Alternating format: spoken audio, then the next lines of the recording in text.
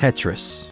One of the most popular video games ever, and perhaps the greatest of all time. A simple set of rules that offer an addictive challenge. It may be the one game that transcends time and lives forever. Tetris has been played on computers, mobile phones, and on the TV. In its countless forms, Tetris has made fans all over the world. And one of them, who once had the highest Tetris score in the world, is one of the founders of Apple? It's true. Stay here for the story of Tetris world champion Steve Wozniak.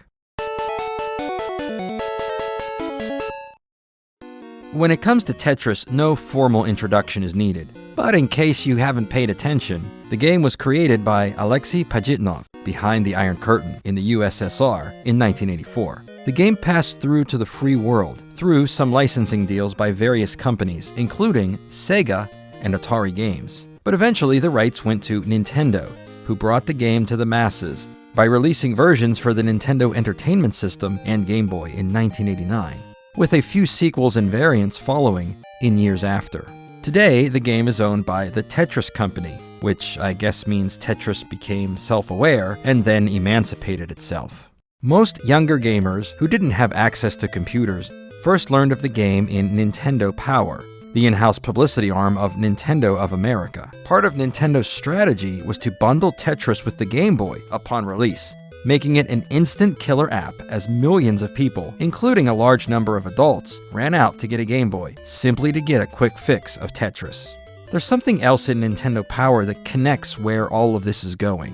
That's the High Scoreboard, originally called NES Achievers and later Power Players. To qualify, all you had to do was take any game bearing the Nintendo seal of quality, get an amazingly high score, and then take a photo of the TV, wait to get it developed because it was the 1980s, and send it in to Nintendo Power.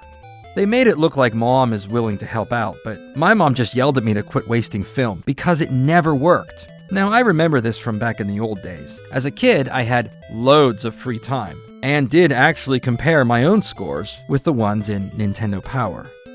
There was one entry that I can't forget. In the July 1991 issue, the high score for the Game Boy version of Tetris went to Yvetz Kainzow.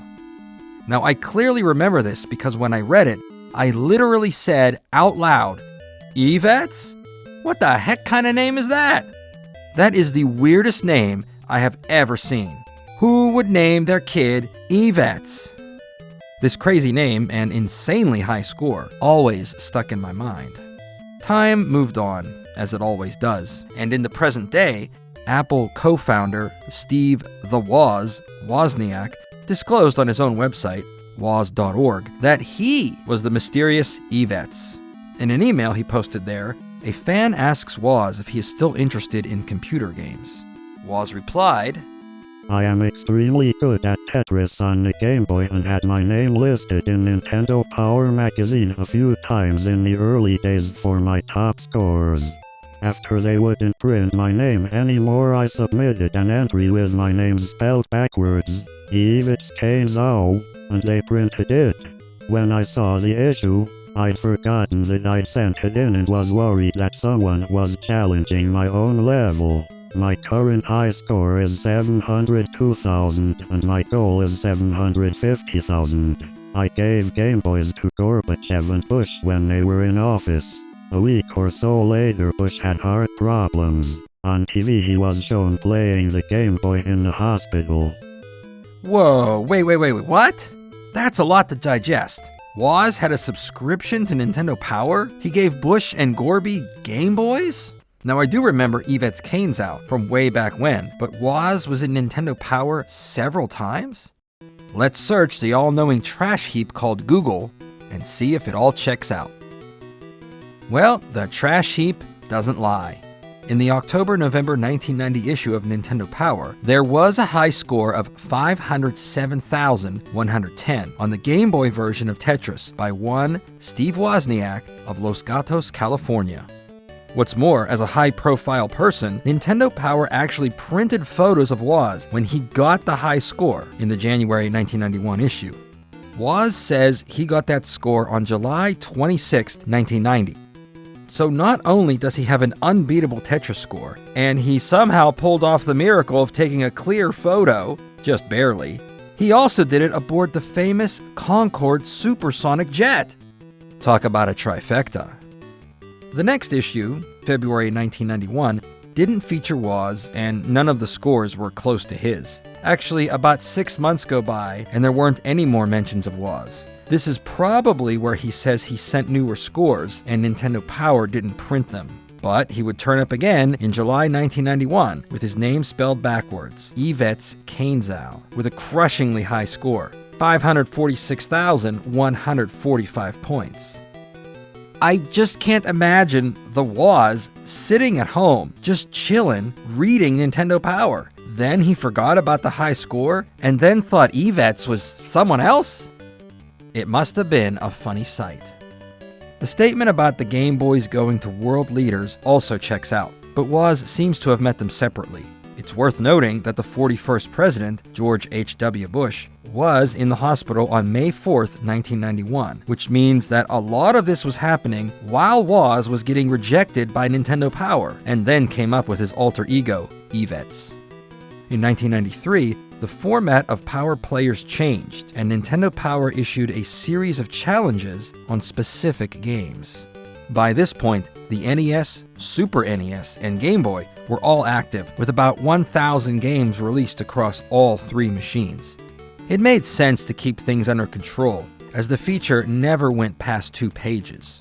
Though if anyone ever got a higher score in Tetris, nobody would ever know.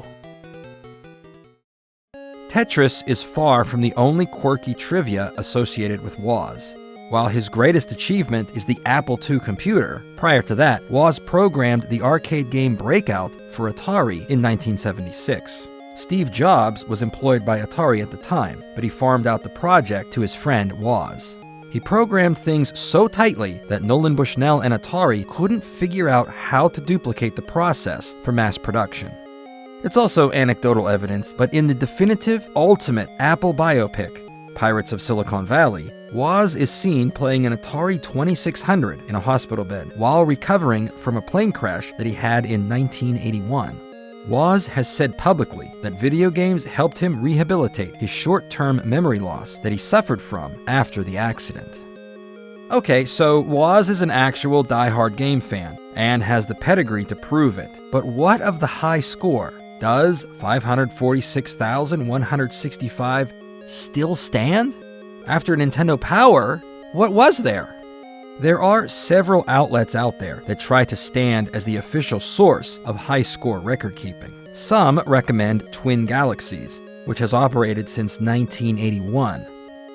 There may never be a perfect way to verify and register these scores, but Twin Galaxies does recognize Woz's score from the October 1990 Nintendo Power and even lists the date of July 26, 1990. I'm glad I mentioned that before. However, the one submitted as Yvetz Kainzow is not here. Perhaps the photograph which Nintendo Power published is the clincher that verified the score. The next highest score was certified on October 5, 2005, a score of 589,694, which means Woz's record stood for 15 years, 2 months, and 9 days. Some records with a maxed out score have been certified, so the best that Woz could do is match that, or somehow measure who had the fastest time to a max score, or how long after maxing it the game kept going. While it does seem like Woz may never be king of the Tetris hill again, there are some major takeaways to remember from this. Steve Wozniak held the world record for Tetris for over 15 years. He also managed to accomplish the feat while moving faster than the speed of sound, while managing to have a film camera on hand, successfully taking a clear photo of that, and having Nintendo Power accept it. Then, after being too good, Woz made up a fake identity and beat his own high score. And consider this, that one of the first versions of Tetris released outside of the USSR was on the Apple II family of computers, which Woz created, and in turn led to a level of popularity that brought Tetris to the Game Boy, which then eventually forced Woz to create his alter ego Yvetz Kainzow. The chain of events is amazing. We all owe a huge debt to Steve Wozniak for having a serendipitous hand in all of this. You certainly couldn't make a movie out of the legend of Yvet's Kainzow. It sounds too crazy to believe, but it's 100% true.